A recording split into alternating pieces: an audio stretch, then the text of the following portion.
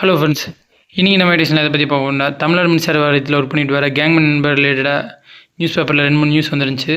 So அதை தான் நீங்கள் பார்த்துட்ருக்கீங்க. இதில் என்ன சொல்லியிருக்காங்க, என்ன கேட்டிருக்காங்க அப்படின்ற டீட்டெயிலாக பார்த்துடலாம். சங்கத்தில் மொத்தம் பார்த்திங்கன்னா ஒரு 10 விதமான கோரிக்கைகள் வச்சுருக்காங்க. என்ன அப்படின்றத ஃபுல்லாக பார்த்துடலாம். புதுசாக போஸ்டிங் எடுக்கக்கூடாதுன்னு சொல்லியிருக்காங்க. அந்த டீட்டெயில்ஸ் தான் பின்னாடி பார்ப்போம்.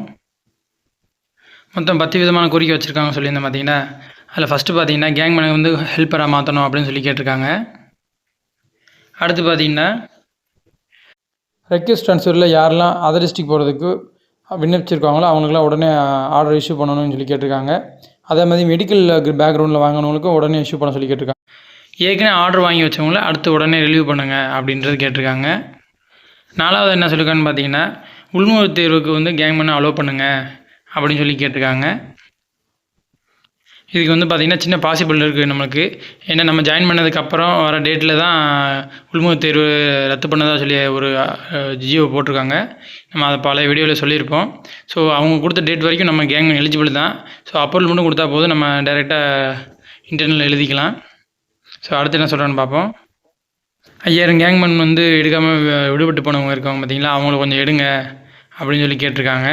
ஸோ இதுக்கான ப்ராபபிலிட்டி ரொம்ப குறைஞ்சிட்டே வருது. ஸோ ரொம்ப நாள் கழிச்சு கேங்மேன் யூனியன் வந்து அதுக்காக கேட்டிருக்காங்க. அடுத்து என்ன சொல்லணும் பார்த்தீங்கன்னா 2019க்கு முன்னாடி ஜாயின் பண்ணவங்களுக்கு 6% ஊதிய உயர்வு கொடுக்கணும் அப்படின்னு சொல்லி கேட்டிருக்காங்க. இது வந்து சிஐடி ஆரம்பத்துலேருந்தே கேட்டிருந்தாங்க, கேங்மேனுக்காக கேட்டிருந்தாங்க. இப்போ கேங்மேன் யூனியனே கேங்மேனுக்காக கேட்குறாங்க.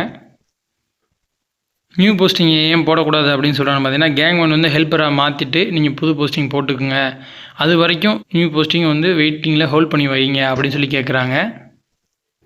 ஸோ அடுத்தடுத்து 8வது பாயிண்ட் என்ன சொல்கிறாங்க பார்த்தோம்னா,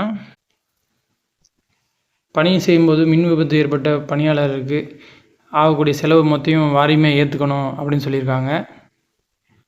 மின் விபத்துக்குள்ளாகி இறந்து போன நண்பர்களுக்கு வழங்க வேண்டிய இழப்பீடு தொகையை மொத்தமாகவே செட்டில் பண்ணிடணும், நிலுவைத் தொகை எதுவுமே வைக்கக்கூடாது அப்படின்னு சொல்கிறாங்க. ஸோ இந்த கோரிக்கைலாம் அவங்க கேங்மேன் யூனியனில் கேட்டிருக்காங்க. இல்லை எதெல்லாம் நிறைவேற்றுறாங்க எதெல்லாம் நிறைவேற்ற மாட்டாங்கன்றது வெயிட் பண்ணி தான் பார்க்கணும். ஓகே ஃப்ரெண்ட்ஸ், இந்த இன்ஃபர்மேஷன் உங்களுக்கு யூஸ்ஃபுல்லாக